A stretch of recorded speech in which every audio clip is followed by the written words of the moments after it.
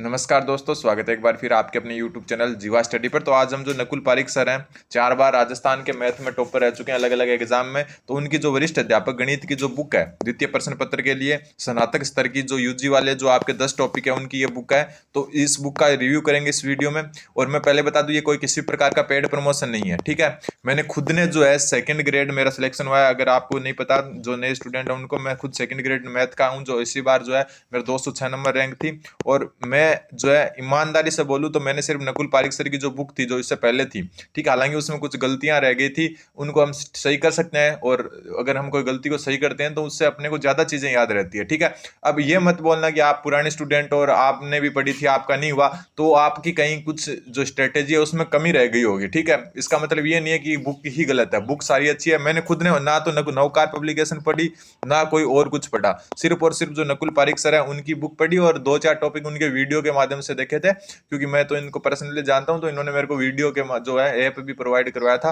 तो बाकी जो है मैं जो है सारा का सारा जो है यूजी का स्नातक स्तर का, क्योंकि आज मैं सेकंड ग्रेड जॉब कर रहा हूं, तो मैं एकदम झूठ नहीं बोलूंगा आपसे। जो मैंने सारा का सारा मैं हर वीडियो में बताता रहा हूं, मैंने जो है नकुल पारिक सर की बुक से ही पढ़ा था। उस पिछली वाली बुक में गलतियां थी, लेकिन इसका जो रिवाइज एडिशन है वो आ चुका है, जिसमें जो है बहुत बार क्रॉस चेक किया गया और किसी भी प्रकार की गलती मिलने के चांस बहुत कम है। इसमें आपको क्या क्या विशेषता मिलेगी, एक तो विगत परीक्षा प्रश्नों पत्र है उनका अध्यायवार जो है आपको सॉल्यूशन मिलेगा, जिसमें जो अभी जो 2022 के पेपर हुए हैं फर्स्ट ग्रेड और सेकंड ग्रेड और संस्कृत डिपार्टमेंट जो 23 में हुआ, उन सब का जो है समावेश मिलेगा। इसके साथ ही जो है 3100 प्लस वस्तुनिष्ठ प्रश्न मिलेंगे, ठीक है। और परीक्षा की दृष्टि से इसमें शॉर्ट ट्रिक्स भी समावेशित की गई है। अब एक बात और मैं आपको बता देता हूं कि कई जो लोग ऐसे बोलते हैं कि आपको जो है जो नवकार पब्लिकेशन है उस बुक को पढ़ना चाहिए। तो देखो, नवकार पब्लिकेशन की बुक भी बेस्ट है, लेकिन इसमें नवकार पब्लिकेशन में आपको क्या करना होगा, आपके जो सिलेबस में जो टॉपिक्स है ना उनको छांटना पड़ेगा कि ये टॉपिक मेरे सिलेबस में है या नहीं है, ये चीज बढ़ी है, ये आने लायक है, ये आने लायक नहीं है, ऐसे छांटना पड़ेगा। लेकिन जो आपको ये जो बुक मिलेगी ना, इसमें आपको जो है ये जो नवकार पब्लिकेशन है उसका पूरा समावेश मिलेगा। ऐसा कोई क्वेश्चन नहीं छूटेगा जो इसमें है और नवकार में अलग से है और इसमें नहीं है, ऐसा कुछ भी जो क्वेश्चन है वो छूटने वाला नहीं है। मैंने खुद ने मात्र यही पढ़ी थी, और जो है पूरा नकुल पारिक सर के जो मार्गदर्शन में भी मैंने यूजी का पार्ट किया था, और यूजी ही जो है क्या हो गई 85 क्वेश्चन आगे लगभग, और यूजी ही जो है सबसे इंपॉर्टेंट रोल अदा करने वाली हो गई, और जिसकी वजह से मेरे को बहुत ज्यादा फायदा हुआ। इसमें आपकी विषय वस्तु में सारी की सारी जो है पूरी की पूरी जो है 10 के 10 टॉपिक जो आपके सिलेबस में हुआ है। और एक बात और बता दूं, जीवा स्टडी ऐप है अपना, उस पर मात्र जो है 149 रुपए में जो है सेकंड ग्रेड की टेस्ट सीरीज जो है होली के बाद में स्टार्ट हो रही है, ठीक है। होली के बाद में स्टार्ट हो रही है, तो आप जो है डिस्क्रिप्शन में जीवा स्टडी ऐप का लिंक दिया गया है, जाकर जो है देख सकते हो। इसके साथ ही जो है जो जीके है उसके पेपर 1 के जो है मात्र 50 रुपए में टेस्ट चल रहे हैं, 9 टेस्ट अपलोड हो चुके हैं, ठीक है। शेड्यूल भी डाला हुआ है, आप शेड्यूल के हिसाब से टेस्ट दे सकते हो और अपनी तैयारी को परख सकते हो, और साथ साथ में जो है तैयारी भी अच्छी हो जाएगी।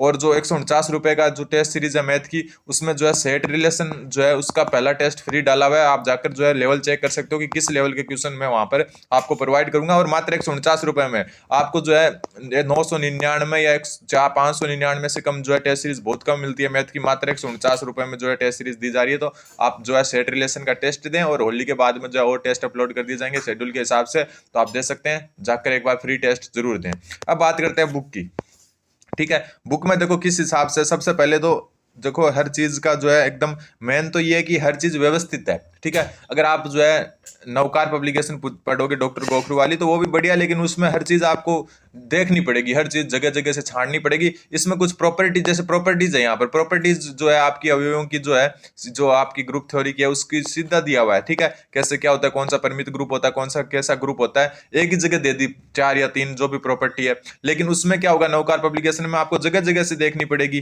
ठीक है। और उनका जो है आपको प्रूफ दे रखा है, कोई प्रूफ भी करेगा उनका प्रूफ वाला देखेगा, तो प्रूफ वाला देखने की जरूरत नहीं होती है। आप कंपटीशन का एग्जाम दे रहे हो, ना कि एकेडमिक एग्जाम, तो आपको जो है ये बुक ऐसे हेल्पफुल रहेगी, क्योंकि ये नवकार पब्लिकेशन का जो एकदम जो क्वेश्चन है या जो मतलब थ्योरी है उसको छांट छांट के जो आपके सेकंड ग्रेड में काम आने वाली है वही बनाई गई है, और गारंटीड जो है। अब देखो क्वेश्चन मैथ है, ये मैथ में क्वेश्चन चेंज हो सकते हैं, कुछ क्वेश्चन इधर से उधर हो सकते हैं, नंबर चेंज हो सकते हैं, लेकिन मेन होता है कॉन्सेप्ट। तो इस बुक को पढ़ के आपका कॉन्सेप्ट क्लियर होगा। क्वेश्चन हुबहू पढ़ना मैथ में कोई जरूरी नहीं होता, हुबहू पढ़ता भी नहीं है कहीं से।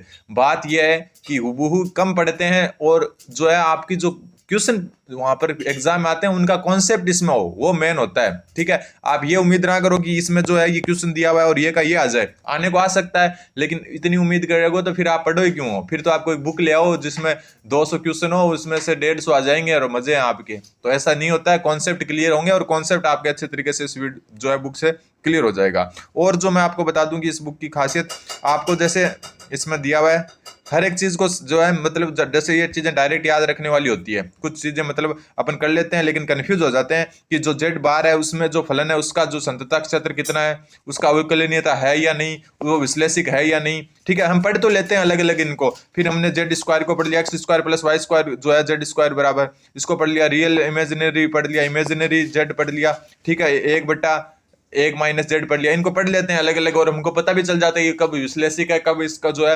अवकलनीयता है, कब ये इसका संतता क्षेत्र क्या है। लेकिन जब हम इनको सारों को पढ़ लेते हैं तो हम कंफ्यूज हो जाते हैं कि जेड बार और जेड स्क्वायर में से कौन सा अवकलनीय है, कौन सा नहीं है, कौन सा जो विश्लेषिक है, कौन सा नहीं है। तो इसमें एक सारणी के माध्यम से आपको दिया हुआ है कि कौन सा विश्लेषिक है, कौन सा अवकलनीय है, कौन सा जो स्वतंत्रता क्षेत्र है वो कौन सा है। तो इस हिसाब से जो है अलग से दिया हुआ है। बाकी जो है second grade math 2022 paper, first grade math 2022 paper का भी अध्यायवार यानी टॉपिक वाइज इसमें जो है आपको प्रोवाइड की गई है। साथ साथ में जो है शॉर्ट ट्रिक्स भी दी हुई है। ठीक है, ये ट्रिक्स आपके बहुत काम आएगी, खास करके जो आपके जो रियल एनालिसिस है उसमें तो जो बड़े बड़े क्वेश्चन आते हैं, जो आपकी सीरीजें आती है उनको बहुत अच्छे तरीके से जो है बताया गया है। ठीक है, जैसे ये क्वेश्चन है आपके कि परवलय के अंदर का क्षेत्र अवमुख क्षेत्र होता है। ठीक है, इसके शॉर्ट ट्रिक क्या है कि वर्त, परवलय, दीर्घवर्त, गोले, दीर्घवृत्तज, झड़ती परवलय के एक भाग इत्यादि के अंदर या अंदर की परिधि का क्षेत्र हमेशा अवमुख होता है। तो अब आपको ऐसे ये आ गया कि जो है दीर्घवृत्त है, इसका ये क्षेत्र क्या आपका अवमुख समुच्चय होगा, तो होगा क्योंकि इसमें दिया हुआ है। ठीक है,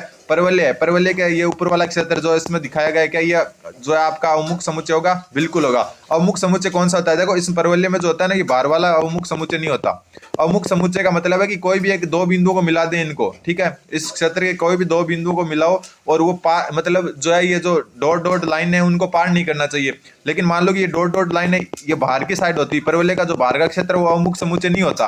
ठीक है, अब मान लो कि इस बिंदु को है, इसको इस बिंदु से मिलाएं तो ये देखो बाहर होके जा रहा है, यहाँ पर मान लो डॉट वाली लाइन नहीं है, बार बार है, तब जो है अवमुख नहीं होता। तो अंदर के जो भी पार्ट होते हैं दीर्घवृत्त के, परवलय के, वर्त के, गोले के, दीर्घवृत्तज के, वो सारे के सारे अवमुख समुच्चय होते हैं। तो ऐसा साथ साथ में जो है आपके शॉर्ट ट्रिक्स टाइप से दिया हुआ है। ये शॉर्ट ट्रिक दी हुई है कि परवलय, दीर्घवर्त, दीर्घवृत्तज का अवमुख समुच्चय का पता लगाने के लिए द्विघाती चर को एक तरफ धनात्मक रूप में लिखते हैं और यदि ये द्विघाती चर लेस देन या इक्वल है तो अवमुख समुच्चय होगा, अन्यथा नहीं। ये भी एक मस्त है बात है, बहुत अच्छी बात है, शॉर्ट ट्रिक्स है।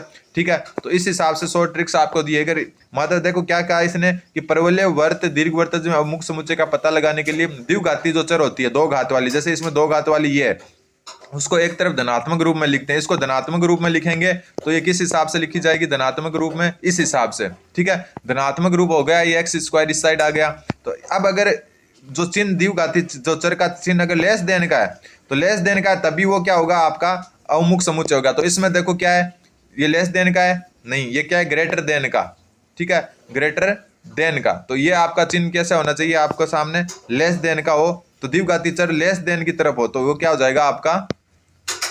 क्या हो जाएगा? मतलब जो मतलब मुंह है ना इसका जो चिन्ह है उसका जो है द्विघाती चर की तरफ होना चाहिए, और द्विघाती चर की तरफ है तो ये क्या हो जाएगा? आपका अवमुख समुच्चय हो जाएगा। और इसका देखो द्विघाती चर की तरफ ही है तो ये क्या हो गया? अवमुख समुच्चय हो गया। अब इसको देखो, इसमें जो है ये लेस देन का है तो ये क्या हो गया? आपका द्विघाती चर हो गया। ठीक है।